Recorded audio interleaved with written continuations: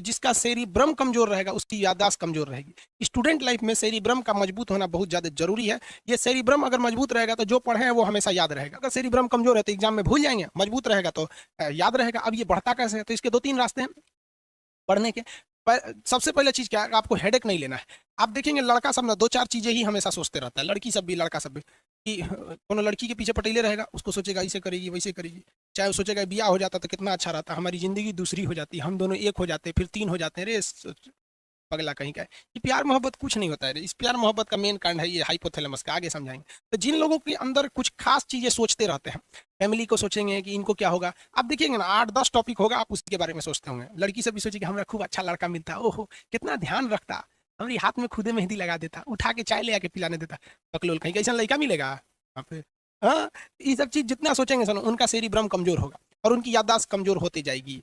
तो इसलिए हमेशा दिमाग को एक एक फिक्स एरिया में मत जाने दीजिएगा, उसी को दिन रात सोचते रहता है। 8-10 टॉपिक है आप उसी को सोचते रहते हैं, तो ये सेरिब्रम कमजोर हो जाएगा। सेरिब्रम को एकदम दिमाग को फ्री रखिए, कुछ नहीं, हमेशा इसको बिजी रखिए, नए नए चीज में बिजी रखिए। ये ना कि अकेले में बैठ के कुछ सोच रहे हैं, कुछ भी नए नए चीज में बिजी रखिए। अब इसमें क्या, कुछ लोग पबजी खेलते हैं या फ्री फायर खेलते हैं, कुछ गेम खेलते रहते हैं, तो उनका दिमाग ये कहीं और लग रहा है। बस सेरिब्रम का दूर एक कम है, ज्यादा काम मत करो, इसलिए उनका दिमाग कमजोर हो जाता है। तो पूरी मेमोरी पावर किस पे डिपेंड करती है, सेरिब्रम पर। और अगर आपका मेमोरी अच्छा है ना तो आप सवालों को पूछेंगे, क्यों, क्योंकि पिछला चीज याद रहेगा तभी ना अगला चीज को खोजेंगे। तो मेमोरी हिंदी में कहते हैं स्मृति, और जिज्ञासा, जिज्ञासा मतलब ईगरनेस होता है, कुछ सीखने की क्षमता, ये किस पे डिपेंड करती है, सेरिब्रम पर डिपेंड करती है। अगर सेरिब्रम अच्छा है तो आपकी मेमोरी अच्छी है, सेरिब्रम गड़बड़ है तो आपकी मेमोरी गड़बड़ हो जाएगी। आप देखिए आपकी जिंदगी सफल होगी कि नहीं होगी, ये टोटली डिपेंड करता है सेरिब्रम पर, इसलिए इसको मजबूत रखना चाहिए। आपको बता दिए 75 टाइप के टेंशन मत लीजिए। जो शादीशुदा है उनकी बीवी उनको कोचले रहती है, वो बेचारा ऑफिस में बैठा रहता है तो पत्नी को सोचता है ससुरी रतिया को कोना से बतिया रही थी रे। अब पत्नी सोचेगी आज के लिए ऑफिस से बड़ी लेट आ रहा है, कोना के चक्कर में पड़ा ले रहे। ये दोनों चक्कर में दोनों ससुरा अपना सेरिब्रम चौपट कर लेता है और दोनों बर्बाद हो जाता है। इसलिए कोशिश करिएगा कि घर में, दोस्तों में, या पति पत्नी है या फिर फ्रेंड सर्किल है, गर्लफ्रेंड बॉयफ्रेंड है, जो भी है, हम आपकी पर्सनल लाइफ में इंटरफेयर करने वाले कोई नहीं होते हैं, लेकिन आप कोशिश कीजिएगा कि अगर कोई आपको टेंशन दे रहा है तो इग्नोर करके हट जाइए।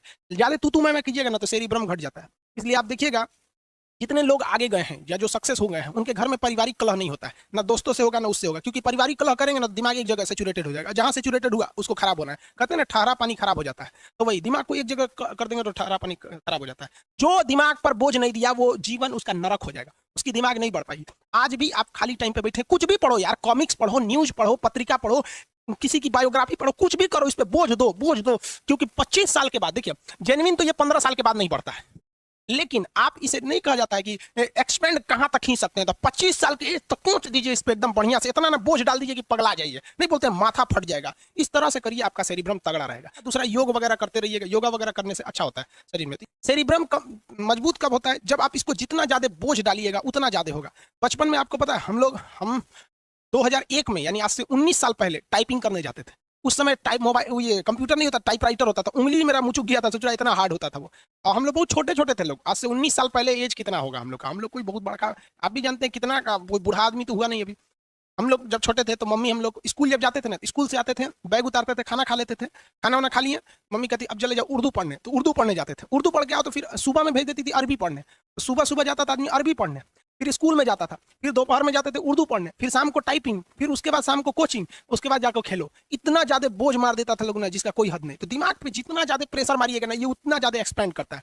फिर उसके बाद एनसीसी करने सिखा दिया लोग, फिर कराटा सीखने के लिए भेज दिए लोग, फिर ऐसा करते करते बहुत ज्यादा एक्स्ट्रा करिकुलर एक्टिविटीज में शामिल कर दिया गया। इसलिए आप देखेंगे छोटे बच्चों को ड्राइंग सिखाया जाता है, कबड्डी खेलने के लिए दिया जाता है, तरह तरह के। ये क्यों, क्योंकि उसको डायरेक्ट नहीं, इनडायरेक्टली उसको ब्रेन को बड़ा करना होता है। महिलाओं को देखिएगा खाना बनाने के लिए सिखाया जाता है। महिलाओं की जिंदगी तो उसकी खुद की माँ चौपट कर देती है। जो मम्मी होती है ना, किसी भी लड़की की जिंदगी बर्बाद करने में 80% हाथ उसकी माँ का होता है। हमारी दुलारी बेटी है, खाना थोड़े बनाएगी रे बकलोलिया, ससुराल जाएगी तो कर आदमी बना के खिलाएगा। हा? लड़की खाना नहीं बनाएगी, मर्द कमाएगा नहीं, बैल खेत नहीं जोतेगा, तो तुझे पैदा कैली हुआ है। आपका मार्क्स आपकी जिंदगी को निर्धारित नहीं करता है। हम अपनी पूरी जिंदगी में 40 लड़कों के बैच में केवल 37वें रैंक पे रहते थे, यानी पीछे से हम टॉप किए थे। लेकिन मेरे बैच के जितने लड़के थे आप उनको कहीं नहीं ढूंढिएगा, और आज पूरा हिंदुस्तान हमको जानता है। तो आप अगर किसी की कामयाबी की गणना उसके एग्जाम में पाए हुए नंबर के आधार पर करते हैं तो आप भी कुछ खास दिमाग वाले नहीं हैं।